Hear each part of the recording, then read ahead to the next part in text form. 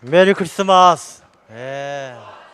즐겁고 복된 성탄절 되실 줄로 믿습니다. 우리 옆에 계신 분들하고 성탄절 인사를 나누는데 우리 메리 크리스마스 하면서 적어도 3분 이상 하고는 손을 꼭 잡고 악수하시면서 인사를 나누겠습니다. 메리 크리스마스.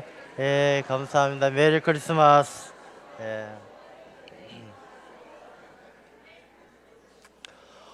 이 성탄절 하나님께서는 우리를 위하여 우리 아기 예수님께서 이 땅에 아기 예수님을 보내주셨습니다. 온 세상이 기뻐합니다. 여러분의 삶의 기쁨이 충만하실 줄로 믿습니다. 우리가 앞에 우리 아기들이 와서 이렇게 무용하니까 성도님들 얼굴이 막 그냥 좋아서 어쩔 줄을 모르시는 거예요. 아이들 보기만 해도 너무 행복하시죠? 예, 우리 자녀들이 믿음 안에서 잘 자라날 수 있도록 늘 기도해 주시고 또 격려해 주시기를 바랍니다. 오늘 우리 3부 찬양대 우리 드럼 치던 우리 성배가 잠깐 나갔나 보네요. 예. 우리 앞으로 드럼 하면 또 전성배가 아주 이름을 떨칠 겁니다. 우리 성배군도 또 드럼을 잘해서 하나님에게 귀하게 쓰임 받도록 기도해 주시기를 바랍니다. 성탄절이 되면 우리가 아주 많은 생각들을 합니다. 어린 시절 추억도 많이 생각이 납니다. 저는 성탄절 하면 가장 생각나는 추억이 아무래도 이 새벽송입니다. 저희들 중학교 때, 고등학교 때 우리 교회에서 교회 학교 친구들하고 또 청년들하고 같이 성도님들 집을 다니면서 새벽에 한 3시, 4시 가서 캐롤을 부르고 갈 때는 이만한 자루를 가지고 갑니다. 자루를 가지고 가면 성도님들이 자루에 뭘 담아 주십니까? 과자, 과일, 사탕, 먹을 것을 한 자루 주셔요. 그러면 그 한 자루 메고 또 교회 와서 친구들하고 먹던 그런 아름다운 기억이 납니다. 그리고 성탄절이 되면은 제가 막연하게 떠오르는 그림이 있어요. 어떤 그림이냐 하면 동방박사의 그림입니다. 오늘 찬양대도 동방박사에 관한 찬송을 해주셨는데 이 동방박사들 낙타를 타고 저 별빛을 보면서 그 터벅터벅 그 밤 사막길을 걸어가는 이 동방박사들의 그림이 떠오릅니다. 여러분들도 아마 어린 시절 교회에서 동방박사 연극도 많이 하고 동방박사에 대한 이야기를 많이 들었을 것입니다. 저는 이 크리스마스라는 단어의 뜻은 그리스도와 또 마스, 예배의 말이 합성어죠. 그러니까 예수 그리스도, 이 땅에 오신 예수 그리스도를 예배하라, 이런 의미가 크리스마스입니다. 그래서 이 크리스마스의 의미를 가장 잘 되새길 수 있는 그런 말씀, 그런 이야기가 이 동방박사의 이야기다, 그렇게 생각합니다. 오늘 이 동방박사의 이야기를 통해서 우리가 크리스마스의 그 원래의 의미를 잘 깨달아 알고 이 크리스마스를 통해서 온 세상에 빛으로 오신 주님을 땅끝까지 전하고 또 성탄의 기쁨이 충만한 우리들의 삶이 되실 줄로 믿습니다. 먼저 이 동방박사의 오늘 본문의 말씀을 보게 되면 그야말로 동방으로부터 박사들이 예루살렘에 왔습니다. 1절 말씀을 간단하게 적고 있습니다. 동방으로부터 박사들이 예루살렘에 이르러, 이렇게 간단하게 한 줄로 이야기를 하고 있지만 사실은 이것이 간단한 이야기가 아닙니다. 동방은 당시에 페르시아를 이야기하는데 이 페르시아 지역에서 예루살렘까지의 거리가 얼마나 되느냐 하면 3,500리가 됩니다. 3,500리. 우리나라가 삼천리 금수강산 이렇게 이야기합니다.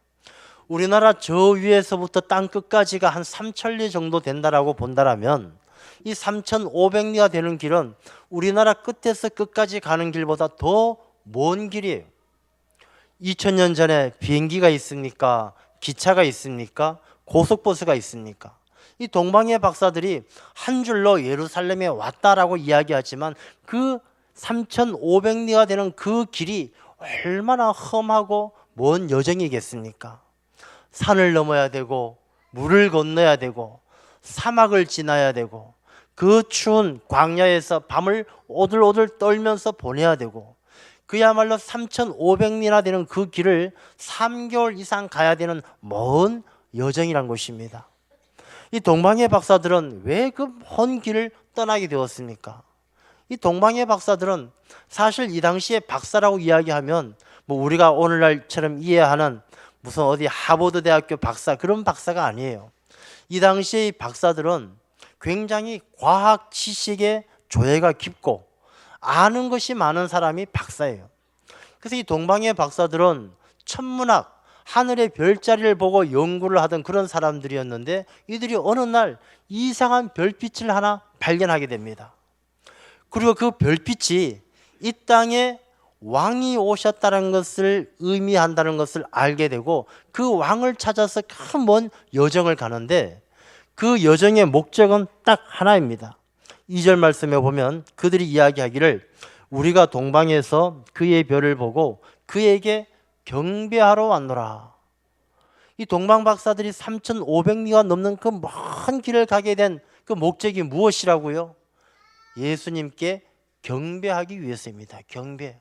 예수님께 예배하기 위해서 동방의 박사들은 그 먼 길을 왔다는 것입니다. 우리가 이 성탄절을 통해서 동방 박사들의 이야기를 나누고 있는 가운데 우리가 가장 먼저 유심하게 이 성탄의 의미를 새길 수 있는 말씀이요, 이 성탄절의 의미는 아기 예수께 경배하는 날이라는 것입니다. 이 동방의 박사들은 아기 예수께 경배를 했지만 우리는 예수 그리스도를 경배하는 그런 시간이 되어야 한다는 것입니다. 동방의 박사들은 태어난 그 아기 일면식도 없어요. 자기 집안하고 상관도 없어요. 그런데 그 아기 예수가 자기들이 알고 있는 구약의 말씀을 통해서 알고 있던 이 땅의 메시아고, 하나님께서 이 땅에 보내신 그런 존재라는 것을 알고 나서 그 아기 예수에게 경배하기 위해서 그 먼 길을, 그 수고와 어려움을 마다하지 않고 그 먼 길을 가는 거예요. 우리가 오늘날 예수님에게 예배하기 위해서 우리에게 주어지는 어떤 수고와 어려움도 마다하지 않는 이 동방 박사들의 마음을 다하고 정성을 다한 그 예배의 자세를 우리가 배워야 할 줄로 믿습니다. 이 성탄절을 깊이 생각해 보세요. 우리가 이 땅에 오신 주님, 그분에게 너무 감사하고 기뻐서 예배해야 되는데, 우리가 언제부터인가 이 예배에 대한 마음이, 예배를 사모하는 마음이 점점점 게을러지고 있는 사람들이 많이 있다는 것입니다. 저는 예배 시간은요, 예배도 중요하지만 예배를 사모하는 마음이 더 중요한 거예요. 동방의 박사들이 아기 예수께 경배하는 것도 중요하지만 경배하기 위해서 그 3,500리가 넘는 3개월이 넘는 그 산 넘고 물 건너 그 추운 광야의 밤을 지나면서 아기 예수께 경배하러 오기 위한 그 준비의 시간이 더할 나위 없이 귀하다는 것입니다. 우리가 오늘 이렇게 성탄절 예배를 드리고 있습니다만 이 예배를 드리는 것도 마찬가지예요. 우리가 사모하는 마음으로 정성을 다하고 영과 진리로 드리는 예배가 되어야 할 줄로 믿습니다. 이 동방의 박사들은 그렇게 예배를 사모하면서 아기 예수께 경배하러 간 것이죠. 여러분, 이 예수님께 경배한다는 것, 예배한다는 것 참 중요한 일입니다. 여러분, 예배를 통하지 않고서는 우리의 신앙이 자라지 않습니다. 예배를 통하지 않고서는 우리의 신앙이요, 성숙하지 않습니다. 저는 고등학교 때 친구 중에, 이 친구는 고등학교 때부터 누가 물으면 종교가 기독교입니다. 자기 자신은 예수님을 잘 믿습니다. 그리고 성경 지식에 대해서도 얼마나 많이 아는지 몰라요. 그런데 이 친구는 예배 생활하지 않습니다. 고등학교 때부터 지금까지 거의 30년이 지난 세월 동안 이 친구는 그냥 누가 물으면 기독교다, 나는 예수님 믿는다, 성경에 대해서 누구보다 지식이 많지만 예배 생활하지 않는 그 친구를 요즘도 만나서 이야기를 해보면 제가 느끼는 게 하나가 있습니다. 뭘 느끼느냐? 이 친구가 고등학교 때 얘기했던 그 얘기 그대로 지금도 하고 있다는 것입니다. 교회 가면 교회 다니는 사람들 문제가 많고 뭐가 어쩌고 비판적인 얘기, 고등학교 때 하던 얘기를 지금도 그대로 하고, 뭐 여러 가지 그때 이야기했던 것이 하나도 변하지 않고 하나도 자라남이 없이 그대로 얘기한다는 것입니다. 물론 교회는 문제가 많죠.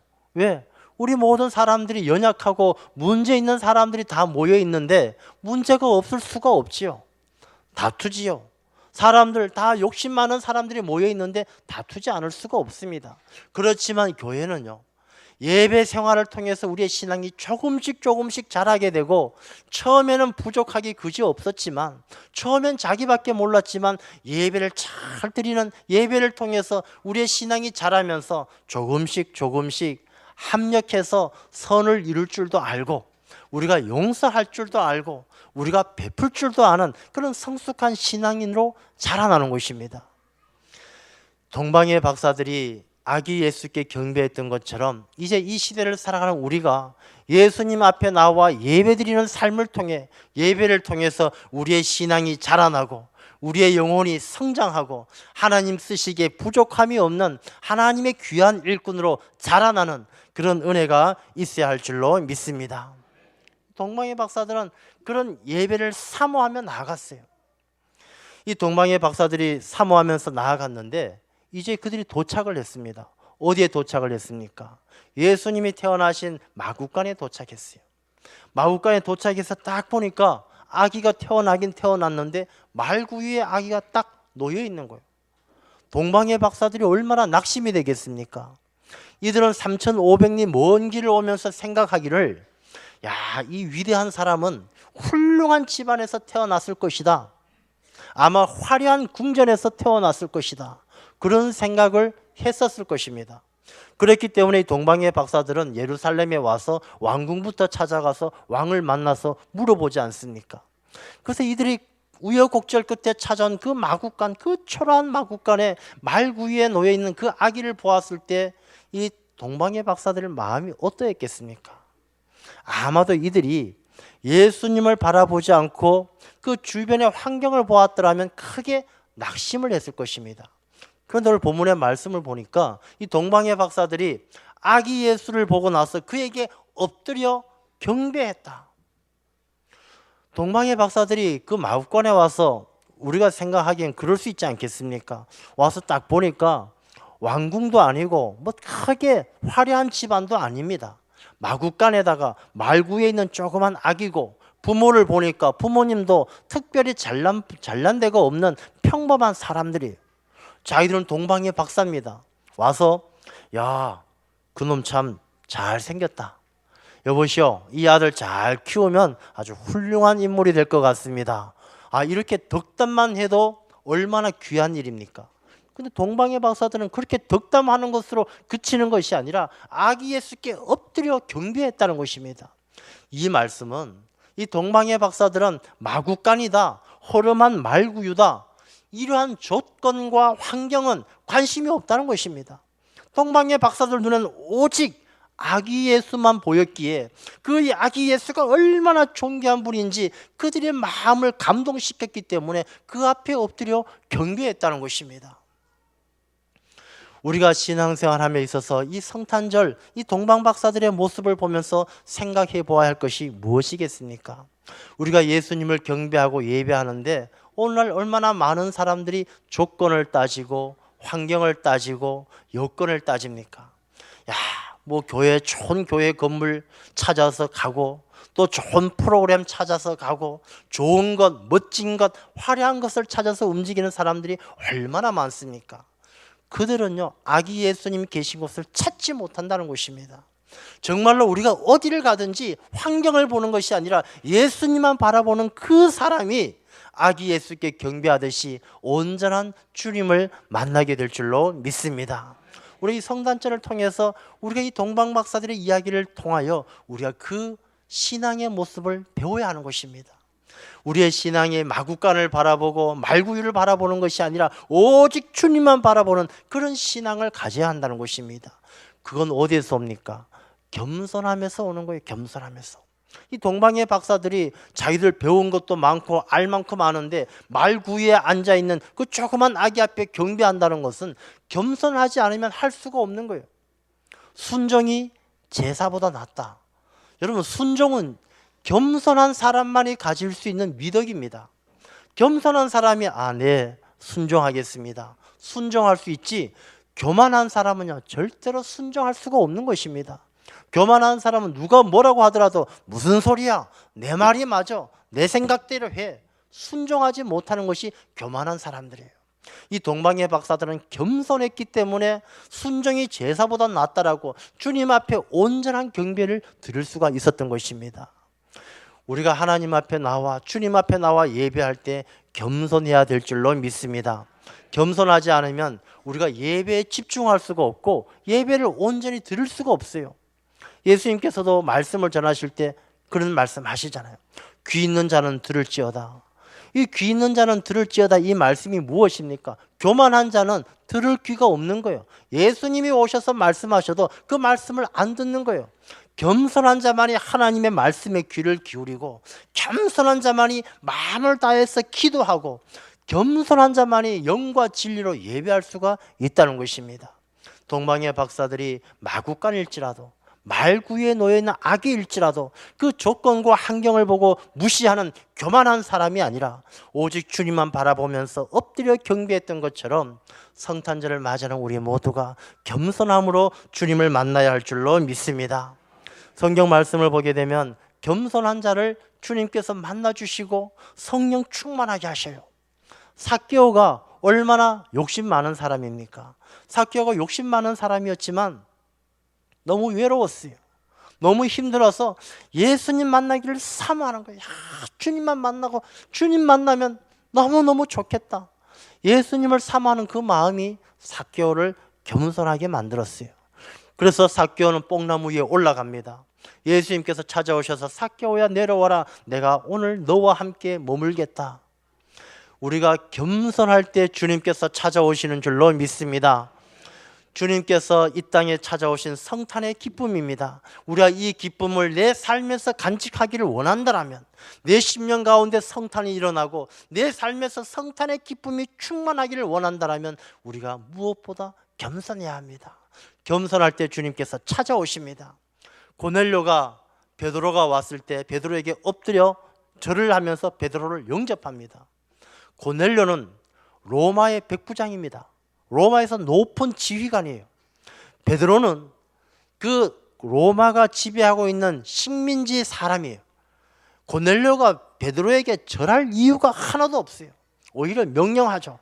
베드로, 당신이 베드로요, 이리 와서 여기 앉아보시오. 나한테 얘기 좀 해보시오. 명령할 수 있는 위치가 고넬료입니다. 그러나 이 고넬료가 겸손해서 베드로를, 하나님의 종 베드로를 영접해서 베드로를 맞아들이고 말씀을 들었을 때 그 가정이 구원받고 그 가정 가운데 성령 충만한 은혜가 임했다는 것입니다. 겸손한 자에게 성령께서 역사하실 줄로 믿습니다. 동방의 박사들이 그렇게 겸손하게 아기 예수께 엎드려 경배했던 것처럼 이 성탄절날 우리가 더욱더 겸손함으로 우리가 주님 앞에 예배드려야 할 줄로 믿습니다. 이제 이 동방의 박사들은 아기 예수에게 경배할 때 예물을 드립니다. 황금을 드리고 유향을 드리고 모략을 드립니다. 오리겐이라는 교부가 있습니다. 3세기 때 위대한 신학자였던 오리겐 교부는 이 예물에 대해서 이렇게 설명을 합니다. 황금은 왕에게 드리는 예물이다. 이 당시의 격언 가운데 왕을 만나기를 원한다면 황금을 가지고 가라, 이런 격언이 있습니다.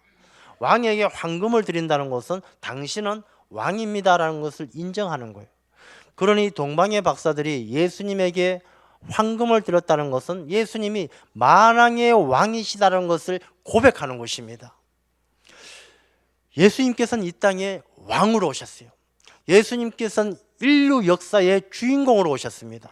그래서 예수님께서 오신 시점을 기준으로 우리 역사가 나뉘어지지 않습니까?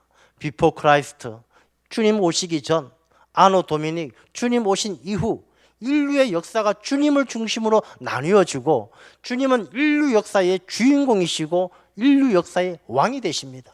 만왕의 왕이 되셨는데 이 예수님께서 어떻게 왕이 되셨어요? 혁명을 일으켜서 왕이 되셨습니까? 투표를 통해서 왕이 되셨습니까? 아닙니다. 예수님께서 왕이 되신 것은 우리의 모든 인류의 죄를 다 대신 짊어지시고 우리의 죄를 대신 짊어지시고 죄값을 치르시고 그 십자가 위에서 죽으심으로, 그리고 죽음의 권세를 이기시고 부활하셔서 새 하늘 새 땅을 열어주심으로 우리에게 새로운 삶을 주심으로 새 땅 새 하늘 그 가운데 우리에게 만왕의 왕이 되신 거예요. 우리가 성탄절날 우리가 동방의 박사들처럼 아기 예수에게 황금을 드렸던 것처럼 우리도 주님에게 예물을 드려야 되는데, 우리에게 주님에게 드릴 수 있는 황금이 무엇입니까? 우리가 황금이 없잖아요. 저는 가지고 있는 황금이 하나도 없어요. 그러면 주님에게 드릴 수 있는 내 고백의 예물이 무엇입니까? 성경 말씀은 정금보다 더 귀한 믿음을 말씀하십니다.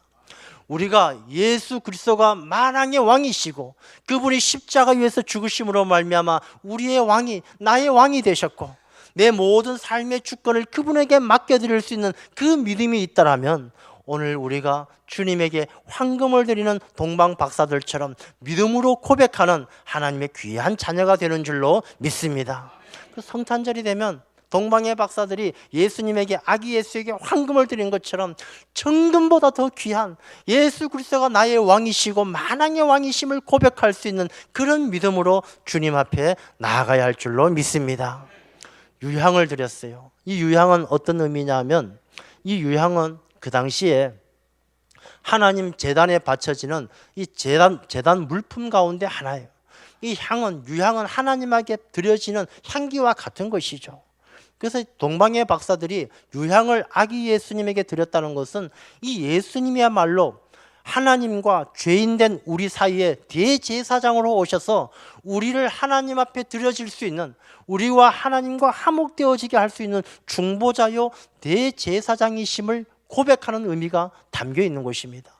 이 동방의 박사들이 이 아기 예수 때문에 우리 인류가 구원받고 우리 인류가 하나님과 화목하게 된다는 것을 신앙으로 고백하는 것입니다. 성탄절을 맞이한 우리가 주님 앞에 드릴 수 있는 유향이 무엇입니까? 주님 앞에 드려질 향기가 무엇입니까? 성경 말씀은요, 그리스도인의 향기를 말하고 있는 것입니다. 이 성탄절날 우리가 주님에게 드려야 될 예물은 우리가 주님이 기뻐 받으시는 그리스도인의 향기가 나는 그런 삶이어야 할 줄로 믿습니다. 우리가 하나님이 기뻐하시는 삶의 모습, 어렵고 소외되고, 예수님께서 이 땅에 오신 의미가 무엇입니까? 포로된 자들 자유하게 하시고 가난한 자들을 위해서, 눈먼 자를 위해서 이 땅에 오시지 않으셨습니까?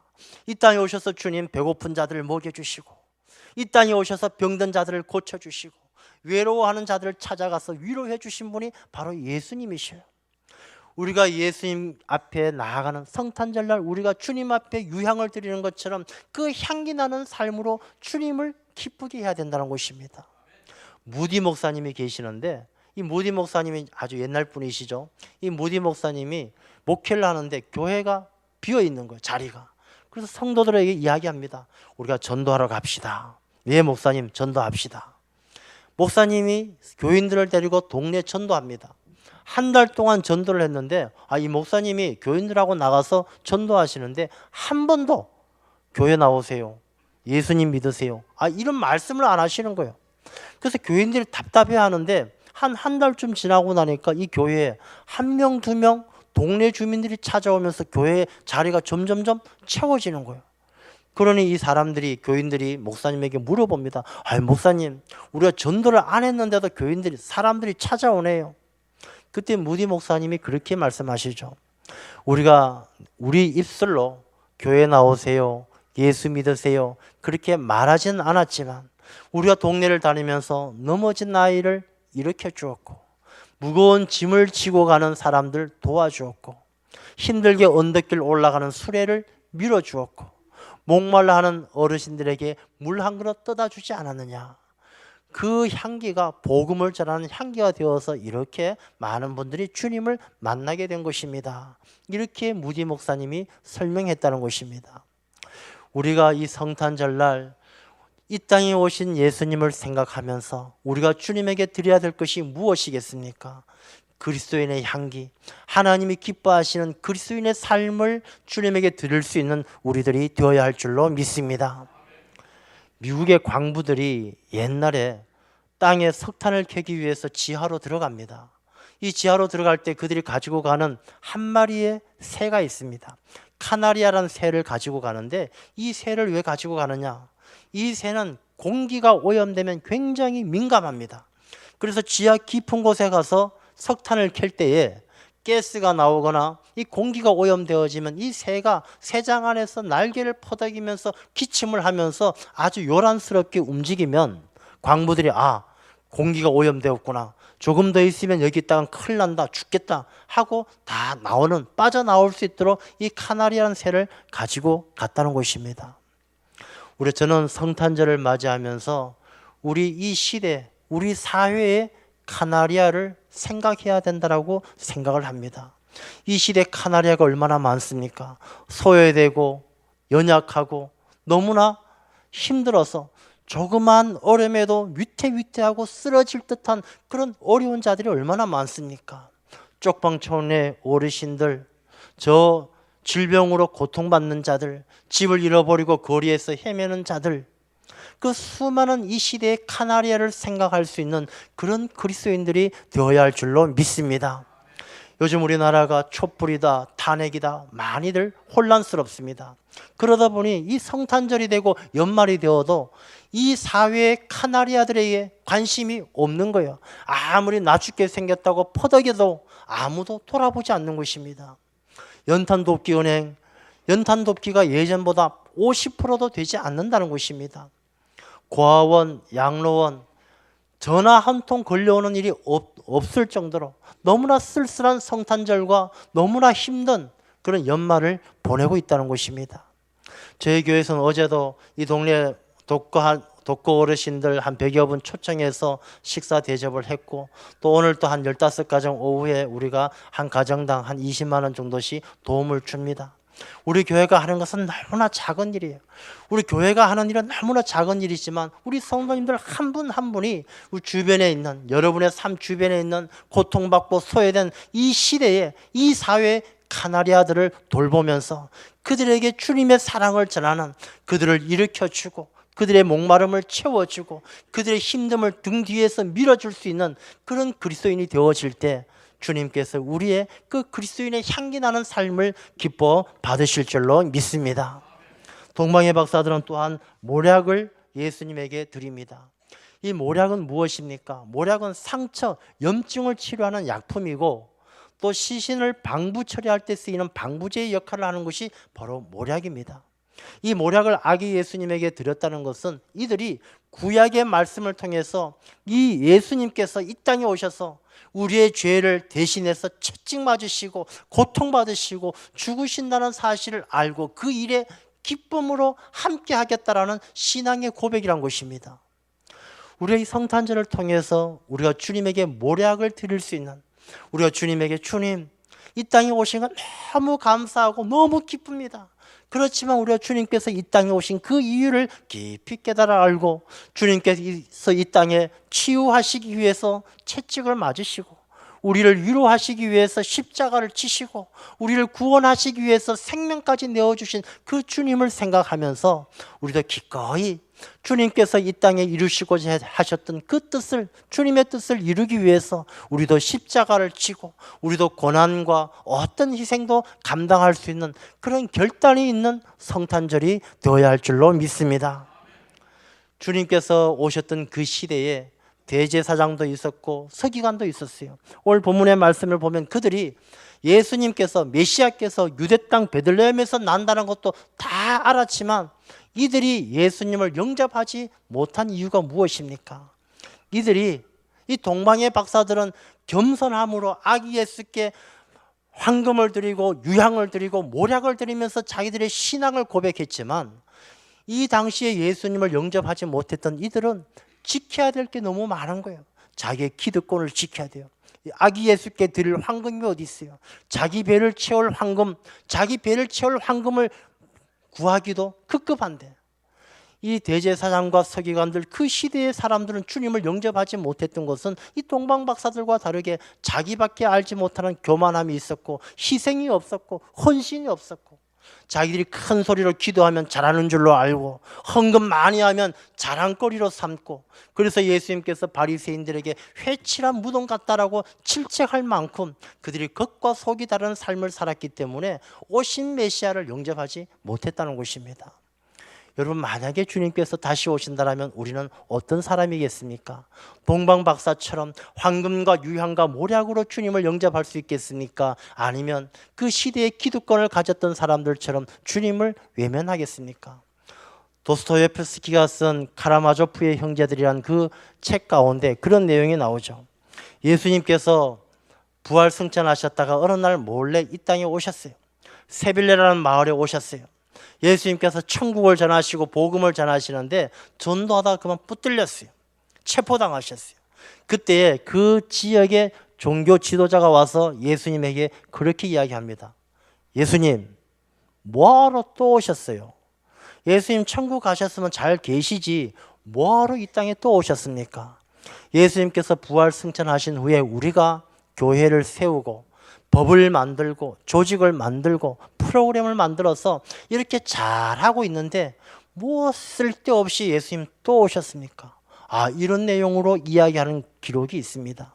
물론 소설 속의 이야기지만 그것이 이 시대의 종교인들의 마음을 대변해 주는 것이 아닌가. 아마 대제사장과 서기관들이 그런 마음을 가지고 있었기 때문에 오신 메시아를 영접하지 못했던 것 아닌가, 그런 생각을 하게 됩니다. 저는 우리가 성탄절을 맞이하면서 주님께서 이 땅에 오신 의미를 다시 한번 깊이 생각합니다. 우리가 주님께서 오신 것은 우리를 자유하기 위해서 오셨어요. 주님께서 이 땅에 오신 것은 우리에게 눈먼 자가 앞을 보는 것처럼 소망이 되기 위해서 오셨습니다. 주님께서 우리에게 자유를 주시고 질병에서 노인받게 하시고 세상의 포로에서 노인받게 하시고 우리의 미래의 소망이 되시기 위해서 우리가 해야 할 것은 딱 하나입니다. 주님을 내 마음속에 영접하고 예배하는 일입니다. 그분을 나의 왕으로 인정하고 황금을 드린 것처럼 내 모든 삶의 주권을 주님에게 맡겨드리는 일입니다. 동방의 박사들이 유향을 드린 것처럼 내가 향기 나는 삶으로 주님을 기쁘게 하는 일입니다. 모략으로 아기 예수께 경배했던 것처럼 내가 힘들고 어려워도 희생과 헌신이 따르더라도 내 십자가를 지고 주님을 따라가는 그 삶이 주님께서 기뻐하시고 우리가 그 주님을 그렇게 영접해 드리면 주님께서 우리에게 자유를 주시고 우리에게 부요함을 주시고 우리에게 치료함을 주실 줄로 믿습니다. 이 성탄절 여러분들 주님 앞에 마음을 다하여 경배하심으로 주님께서 여러분의 삶에 찾아오셔서 모든 질병의 포로에서 노인받게 하시고 삶의 어려움과 문제들로부터 다 자유하게 하시고 고쳐주시고 온전하게 하시고 자비롭게 하시는 주님의 큰 은혜를 누리시기를 간절히 축원합니다. 기도하겠습니다.